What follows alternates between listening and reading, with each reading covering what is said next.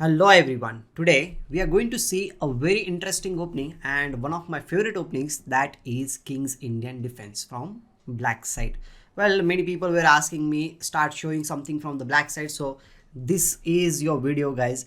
Today I'm not going to show you any trap, okay? I'll be just sharing with you what are the important factors or what are the intricacies related to the King's Indian defense and how you should play, where you should put your pieces and everything. We'll be having more videos in that. I'll be showing you different games, also some more interesting stuff. So stay tuned with me, and don't forget to like this video and subscribe to my channel if you are new here. So let's get started.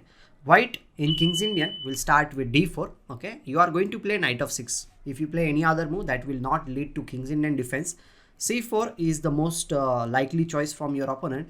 Now you must play g6 move. Okay, then black will play knight c, means white will play knight c3 or knight f3. First we'll see knight c3, bishop g7, and now e4. A very common move to grab the center here in this position. And now the idea is quite clear that white wants to play e5 move. So what you should do? You should play d6 move. After playing d6, you will be controlling this e5 square. Another factor about d6 is that you are controlling c5 square also. So the moves like c5 and e5 are always on the card. Okay, and you should understand this thing, that at some point you need to play e5 or c5 in the game. Okay, so white has different options in this position. I'll be showing you now different options. Your opponent might select something, and we will see what to do after that. Okay, knight of 3 is the most common move. Okay, then you are just going to castle in this situation and play solid chess. If bishop e2 is played, you are going to play e5.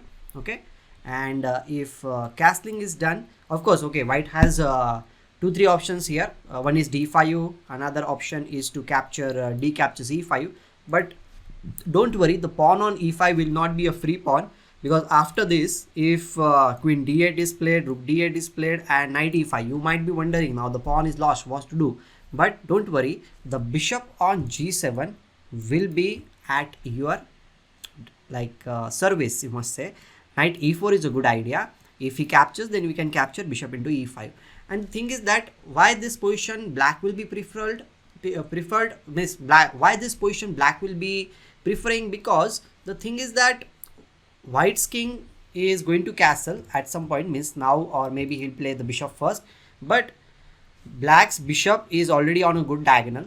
This knight is going to come here, this rook is also on the open file. So obviously this position I will prefer to play from the black side, not from the white side, because playing with the white side, having the first move, you are not getting any advantage in the position. So capturing on e5 is not that likely option. Usually players play castles. Okay, then knight c6, and now they play d5. After d5, there is this kind of a position where white and black both will be attacking on each other. Yes, that's true. Okay, you might ask me one question, like, we have developed the bishop on g7, and after that we are playing e5. Why is that? Right, because in that case this bishop will be completely blocked, because the pawn on e4 is there, the pawn on d5 is there. So there is no way you can progress in the center of the board, and the bishop on g7 will be useless. That is a question you should ask to yourself also, to me also. And the answer for that thing I will tell you. Sometimes, okay, the bishop might not be on some kind of open diagonal, but it will be very useful for your king. Like here in this situation, the bishop on g7 is like the main guarding piece. It is the main defender in the position from black side.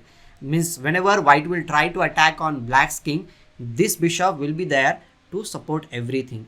Another thing which I would like to tell you, that black is not going to just sit down there and just watch the play, because black is going to expand on this side of the board, on the king side, and in that time, means in that moment, you will be needing your bishop to defend your king. So this bishop is actually a very solid bishop just for the defense, not for the attack. Okay, if you are willing for the attack, then bishop on c8 is your friend. He is going to help you in the attack. Of course, you need to bring your knights also, rook also, queen also, all these pieces you need to bring on the king side. So I'll tell you the philosophy of this opening. The attack will be very simple. You need to remove your knight from this square. Okay, and you need to start pushing the pawn f5, f4 or g5, something like that. And white will be playing on the queen side. Let's suppose he plays b4, which is a very likely option. White will be playing on the queen side. You will be playing on the king side. You have 2-3 options. You can play knight e8 or you can play knight h5. We'll go for the knight h5. Okay, knight e8 is also a good idea. The point of playing knight e8 is just to go for f5 move. Okay, white will try to play c5. You don't need to worry about your queen side. All you need to worry is f5. Take the action. Taking the action on the king side is very important for you. And there are many beautiful games played in this game. Today I'll not be showing you the game, but in the next part I'll definitely be showing you the game. First, just understand that you need to move your knight and play f5 move followed by f4 and then g5 move. This kind of moves you will be playing, but with preparation. You can even play knight h5. The idea of knight h5 is to go on f4 square. Of course, white can stop it by playing g3 or he might play rook e1. These are the main options in this position. And still, what are you going to do? You are going to play f5 in this position. Okay, now knight g5 is one of the ideas to come on e6 square, but don't worry, your first of all you need to support your knight, means you need to save, because bishop into h5, if you allow, then your pawn structure will be damaged and that's not a good news. So here two main options are there. One is knight f6 and another is knight f4. And okay, if your opponent is going to capture here, you should be a little bit happy because your bishop will be opened up in that case, and the position will go on. Another option which is more famous is knight f6 in this situation, attacking the pawn on e4. And usually the play goes for h6. Then if knight okay, let's suppose you support the pawn with f3 move. Okay, this pawn will be supported. Then we can play h6 move. The knight will go to e6 square. We can capture, and then c6. Okay, white is of course having some play. Black is also going to develop his play with f4, g5. Knight will be coming to g6 square and so on. The pawn on e6 is a weakness, and black should try to get that pawn. But h6 is not really needed in this position. You can wait for a while also in this situation by playing king h8, or you have the another interesting idea is to play knight h5. So basically understand this thing that you need to play on the king side. Okay, fine. Another option, like I will just go through the knight f3. I just went through the main line. Another options, like other options in this position are of course f3. This is called as the Samish variation. The variation which we looked at, knight f3 bishop e2 is the main line. And if bishop e2 castles, bishop g5 is also a very interesting option. Bishop e3 is also there. The point of bishop e3 is sometimes you are going to play g4, g5. So you are waiting for developing the knight on g1 square. Again, I will tell you what are you going to play. You need to strike in the center of the board. You need to control the center. So you have to play e5 in this situation. Now, white has two main options. d5 is one of them. And if d5 is played, you need to control this c5 square. Now, one thing you should always remember about King's Indian, that whenever you are going to put your knight to c5 square, always make sure that opponent should not be able to play b4 move. So, many players first play a5 in order to control the b4 square. Now the knight will be headed towards the c5 square. From there the e4 pawn will be attacked. So understand these small concepts which will be very useful for you in your games. Okay, first play a5, stop the b4 move, and then go for knight a6, knight c5 or knight d7, knight c5. First of all you need to develop your pieces, then only you should go for the attack which I was talking about. Means the attack related to knight e8 or knight h5 and then playing f5. That is the attack I was talking about.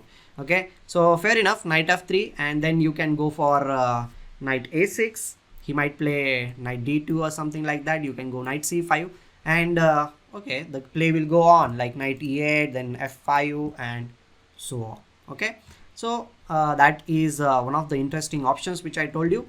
And as I was talking about f3 move, instead of this f3 is also one of the options. F3, again you are just going to castle first, then bishop e3 will be played, and now you have 2-3 options. Again, e5 is one of the options which I really prefer, and then d5 will be played. And what to do? Well, in this position you can play a5, but the thing is that he has not developed his pieces right now. So you can first strike in the center or try to break in the center with c6 move. You capture here and so on. So we'll be looking at different lines in this King's Indian. Today I just gave you a brief introduction where you should be playing. This is the starting position of King's Indian, you should remember. and I will be meeting with you in the next video related to this. I hope you will definitely like this video and subscribe to my channel if you are new here. See you then. Bye bye. Take care.